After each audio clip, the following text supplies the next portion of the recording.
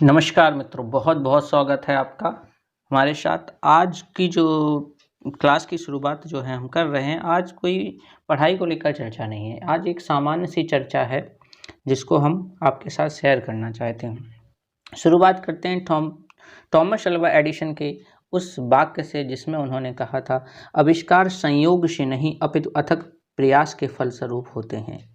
अब जो सफलताएं हैं जो ना, वो लोगों को लगती हैं कि अनायास मिल जाती हैं, अनायास नहीं होती हैं।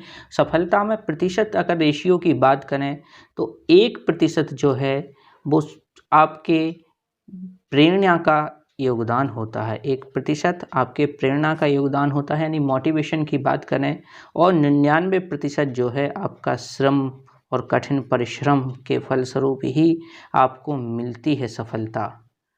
और इसे अनायास न समझें। आप सभी लोग थंबनेल को देखकर ही आए हैं इस वीडियो पे, तो बने रहें वीडियो के साथ। आज की जानकारी आपके लिए बहुत खास और बहुत ही महत्वपूर्ण होने वाली है। तो सारी चीज़ें आपको तब समझ में आएंगी जब आप पूरी बात सुनेंगे और वीडियो को पूरा देखेंगे। जैसा कि थंबनेल में आपने देखा है कि 100 दिन में लाएं 120 प्लस अंक। हाँ, संभव है। 100 दिन जो हैं आपके लिए, आपकी दृष्टि से जो केवल 100 दिन लग रहे हैं, जो आपको मात्रा कम लग सकती है, लेकिन अगर मैं बात करूं उन 100 दिनों की, कि उन 100 दिन को मैं किस दृष्टि से देखता हूं, बात कर लेते हैं जरा। अगर मैं प्रत्येक दिन के 24 घंटे के हिसाब से, 24 आवर्स के हिसाब से अगर देखूं, तो ये 2400 आवर्स का समय हमारे पास मौजूद है। इन 2400 घंटों में अगर आपके अनुसार आप कहें कि 2400 घंटे पूरे दिन थोड़ी पढ़ सकते हैं, तो अगर हम निकाल देते हैं कि सोने के और अदर वर्क्स के लिए आपके 10 आवर्स माइनस भी कर देते हैं, तब भी आपके पास समय 14 घंटे रहेगा। तो 14 घंटे का आप उपयोग कर सकते हैं। लेकिन आपके मन में अभी भी प्रश्न आ रहा होगा, क्या 14 घंटे कोई पढ़ सकता है, क्या संभव है? चलो ठीक है, मान लेते हैं आपके अनुसार कि आप कहना चाह रहे हैं कि हम भोजन करेंगे, हमें मनोरंजन भी करना है, सारी चीज़ें हैं। अगर उसके भी अगर हम 6 घंटे का समय आपका निकाल देते हैं, जिसमें आप भोजन वगैरह सारी सामग्री हैं, और आप अपने मित्रों से, परिवार से, सगे संबंधियों से सबसे मिलना चाहते हैं, तब भी आपके पास स्टडी के लिए 8 आवर्स का टाइम है। और 8 आवर्स को अगर हम 100 से मल्टीप्लाई करें तो ये आपके पास 800 घंटे का समय स्टडी के लिए मौजूद है, जिसका उपयोग आप कर सकते हैं। अब इस 800 घंटे का ही आपको उपयोग करना है। अभी भी समस्या, यहाँ बात समाप्त नहीं होती है। ये आप 800 आवर्स देख रहे हों, आप 800 घंटे देख रहे हो, लेकिन मैं इस 800 आवर्स को भी अगर मिनट के रूप में चेंज करना चाहूँ, मिनट के रूप में मैं देखना चाहूँ उनको, तो हमारे पास 48,000 मिनट का समय बाकी है। 100 दिन के लिए 48,000 मिनट का समय हमारे पास होता है। अभी 48,000 को अगर फिर से अगर आप सेकंड में डिवाइड, सेकंड में करना चाहें, इनको सेकंड में चेंज जैसे ही करेंगे, तो ये समय आपके पास आ जाता है 28 लाख सेकंड। 28,80,000 सेकंड का समय आपके पास मौजूद है। अगर आपको 100 दिन में 120 प्लस अंक लाने हैं, 100 दिन में 120 प्लस अंक लाने हैं, तो आपको इन्हीं 48,000 मिनट्स और 28,80,000 सेकंड्स का बेहतरीन उपयोग करना होगा। तभी जाके आप सफलता प्राप्त कर सकते हैं। क्योंकि आपने सपना जो है अध्यापक बनने का देख लिया है, और अध्यापक को जो है, ब्रह्मांड क्या है, आप बात कर लेते हैं कि पृथ्वी की बात करें, हर जगह, हर समाज में, हर देश में अध्यापक को एक बड़े ही सम्मान की दृष्टि से देखा जाता है, और शिक्षक को सबसे चरित्रवान व्यक्ति माना जाता है। तो सबसे चरित्रवान व्यक्ति बनने के लिए आप कार्यरत हैं और अग्रसर हो रहे हैं, तो आपका जो प्रयत्न है वो भी कठिन होगा। उसके लिए आपको काफ़ी श्रम करना पड़ेगा। उसके लिए हम आपको एक कन्नड़ भाषा की एक पुस्तक जो लिखी गई थी, उस पर थोड़ी चर्चा कर लेते हैं। कन्नड़ भाषा की एक पुस्तक लिखी गई जिसे बाल प्रपंच की बात, बाल प्रपंच नाम से एक पुस्तक थी जो लिखी गई। अब ये बाल प्रपंच जो पुस्तक थी, इसमें कम से कम 3,000 जो पृष्ठ लिखे गए थे। और ये 3000 जो पृष्ठ लिखे गए थे, इसको केवल मित्रों आप विश्वास नहीं करेंगे 3 माह में कंप्लीट किया गया था। और ये 3 माह में लिखने वाला कोई व्यक्ति किसी विश्वविद्यालय का प्रोफेसर या बड़ा पंडित या बड़ा विद्वान नहीं था, एक आम नागरिक, एक आम निवासी था। और ये निवासी आप सोच रहे हैं कहीं विदेश का नहीं, तो ये कर्नाटक का रहने वाला एक आम नागरिक था। कर्नाटक का रहने वाला एक आम नागरिक था जिसने इस पुस्तक को लिख दिया। और इस पुस्तक के लिए उन्हें भारत का सर्वोच्च पुरस्कार साहित्यिक पुरस्कार भी प्राप्त हुआ। साहित्यिक पुरस्कार भी प्राप्त हुआ। ये साहित्यिक पुरस्कार प्राप्त हुआ। अब इस साहित्यिक पुरस्कार प्राप्त करने वाले, साहित्यिक पुरस्कार यानी ज्ञानपीठ जो पुरस्कार था वो इन्हें प्राप्त हुआ। अब ये ज्ञानपीठ पुरस्कार प्राप्त करने वाले व्यक्ति का नाम जानने की इच्छा आपके मन में हो रही होगी, तो उनका नाम था कोटा शिवराम कारंत। कोटा शिवराम कारंत। अब ये जो है, हमें ये कहानी से क्या समझ में आया है, हमने इसको क्यों कहानी को इसमें बीच में लिया, आपको क्यों ये सारी चीज़ें बताई, क्योंकि 3 माह में 3000 पृष्ठ लिखे जा सकते हैं। यानी 3 माह की बात कर रहे हैं तो 90 दिन है, फिर भी हम आपको कितना 100 दिन देने की बात कर रहे हैं कि आपको 100 दिन में तैयारी करनी है। तो 100 दिन आपके पास पर्याप्त, 3 माह से भी अधिक का समय है। तो 3 माह में कोटा शिवराम कारंत अगर 3000 पृष्ठ लिख सकते हैं तो आप लोग क्यों नहीं लिख सकते हैं, जबकि आपका सपना तो सबसे चरित्रवान व्यक्ति बनने का है, शिक्षक बनने का है। तो जब आपका सपना बड़ा है तो आपके प्रयत्न भी बड़े होने चाहिए, और बड़े प्रयत्न करने के लिए आपको कठिन श्रम करना पड़ेगा। अब बात आती है कि फिर ठीक है, चलो ये तो हो गई सारी चर्चाएं आपने बता दी, लेकिन हम करेंगे कैसे, संभव है कैसे हम कर सकते हैं। चलिए ठीक है, अब आप एग्जाम्पल ले लेते हैं आपके कुछ समय पहले का, जब आप हाई स्कूल की और इंटरमीडिएट की 10वीं और 12वीं की परीक्षाएं दी होंगी। तो 10वीं और 12वीं की परीक्षाएं या कॉलेज स्तर पर स्नातक की परीक्षाएं देकर जब वापस आते थे तो मित्र आपस में बात करते थे, हम लोग आपस में जो भी हैं बात करते थे। जो क्योंकि विद्यार्थी जीवन रहा है, मेरी भी क्लासें रही हैं तो याद आते हैं वो सारे दिन। तो उसमें क्या होता था, हमें बात होती थी मित्रों में कि तुमने कितने पृष्ठ भरे हैं, और बी कॉपी ली थी या नहीं ली थी, तुमने सी कॉपी ली थी या नहीं ली थी, ऐसी चर्चाएं अक्सर हुआ करती थी। तो उस एग्ज़ाम के 3 घंटे के एग्ज़ाम की बात करें तो कोई कहता था कि मैंने 30 पेज भरे, कोई 35, कोई 40, यानी 30 पेज आप आसानी से 3 घंटे में लिख सकते हैं।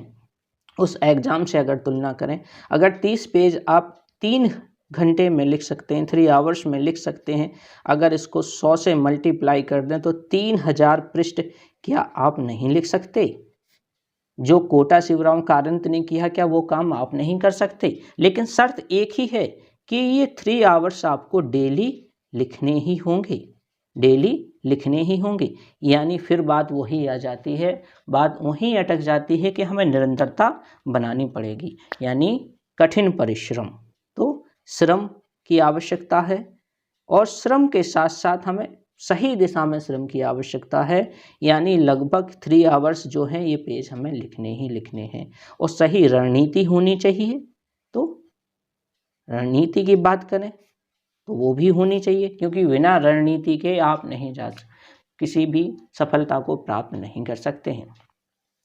अब ये आप संभव कैसे होगा, आप 30 पृष्ठ डेली कैसे लिख सकते हैं? आपके मन में एक भावना आनी चाहिए कि आपके एग्ज़ाम जो हैं, आपके एग्ज़ाम जो है सुपर टेट का आगे जाकर किसी डेट में नहीं है, आगे जाकर किसी डेट में नहीं है। आपका सुपर टेट का एग्ज़ाम जब से आप एग्ज़ाम देने जाएंगे तब नहीं होता है, आपका ये एग्ज़ाम हर दिन होता है, हर दिन होता है। जिस दिन आप पुस्तक उठाकर पढ़ने को बैठते हैं, जिस दिन आप तैयारी करने का मन बनाते हैं, उसी दिन से आपके एग्ज़ाम प्रारंभ हो जाते हैं, और प्रत्येक दिन आपको वो एग्ज़ाम रहते हैं।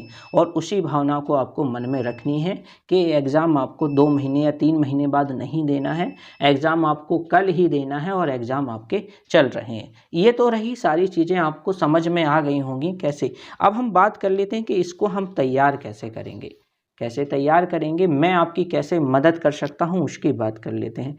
तो पुनः पाठ्यक्रम पे चर्चा करेंगे थोड़ा, जो आपको है पहले से ही मालूम। पाठ्यक्रम की बात कर लेते हैं। तो पाठ्यक्रम में हमारे लगभग 12 टॉपिकों को शामिल किया गया है।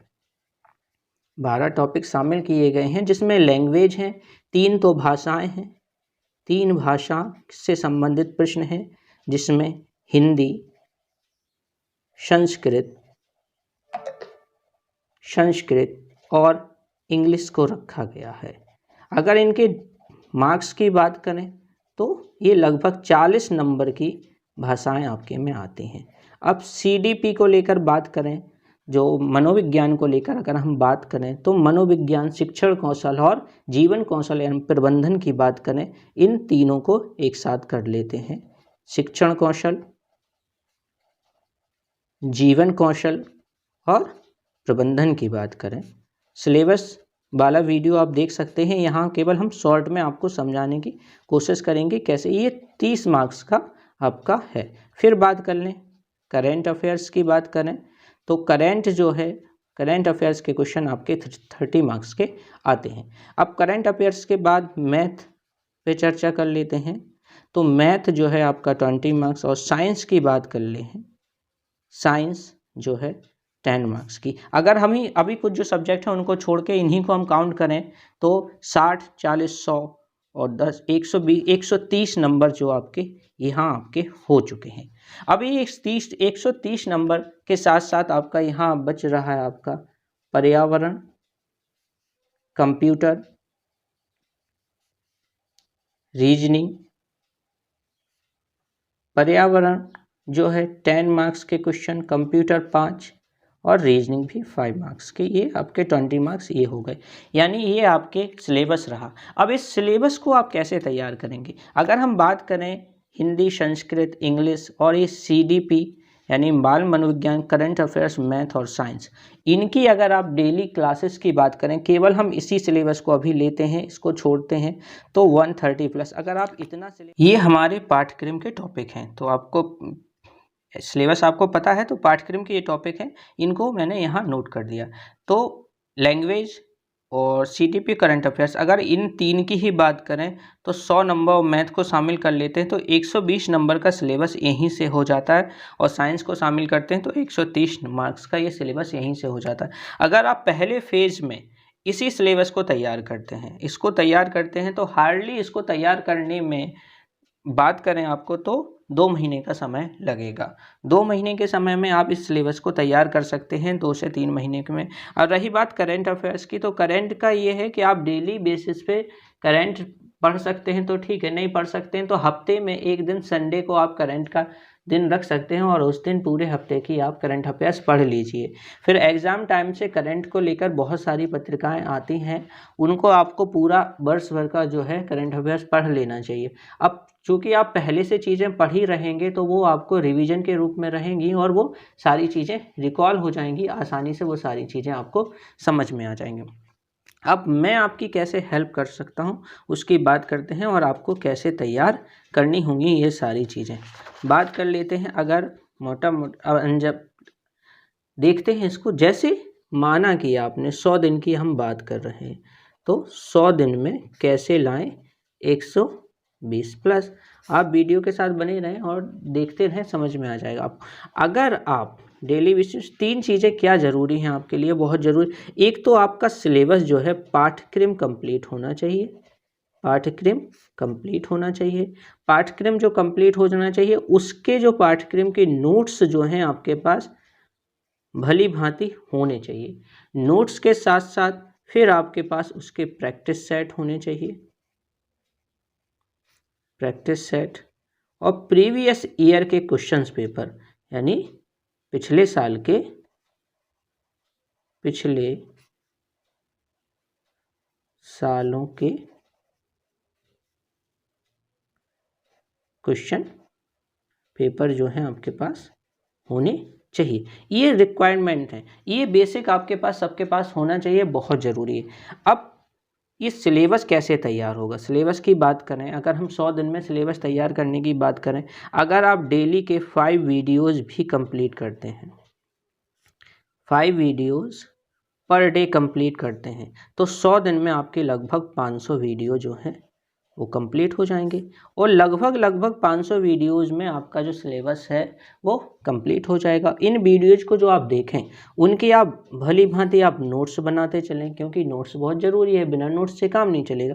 नोट्स के साथ साथ आपको जो प्रैक्टिस करवाई जाएगी उन प्रैक्टिस सेट्स को भी आप तैयार करें और उनकी बार बार प्रैक्टिस करें। और इन प्रैक्टिस जो नोट्स हैं उनको भी आपको लिख लेना चाहिए, लिखकर याद करना चाहिए। लिखकर याद करने से देखो, लिखकर जब आप पढ़ते हैं किसी चीज़ को तो आपका 2-3 बार रिवीजन होता है, क्योंकि पहली बार तो आपने देखा क्वेश्चन को, फिर उन्हें लिखा, तो लिखते टाइम भी आपको पढ़ना पड़ता है। फिर अगली बार आप रिवीजन करते हैं तो वो रिवीजन हो जाएगा, और फिर एग्ज़ाम टाइम पे रिवीजन करने से आपका ये 4 बार लगभग रिवीजन हो जाता है। इससे लिखकर पढ़ने का प्रयास करें। अब मैं जो हूँ इस YouTube चैनल पर आपको सिलेबस कंप्लीट करवाने का 100 दिन में पूरा जो है वादा करता हूँ कि 100 दिन में आपका जो सिलेबस है वो लगभग कंप्लीट हो जाएगा।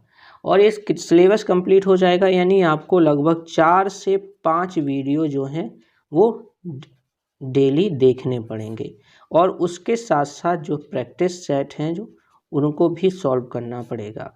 प्रैक्टिस सेट भी आपको लगाने पड़ेंगे। अगर आपने ये काम साथ साथ मेरे मेहनत कर ली 100 दिन तक, अगर 100 दिन तक लगातार आपने मेहनत कर ली, आपने नोट्स बना लिए, उनका आपने रिवीजन कर लिया, तो ये आप निस्संदेह मानिए कि आपके 120 प्लस मार्क्स आ जाएंगे और आपका जो चयन है वो निश्चित है, आपका चयन निश्चित है।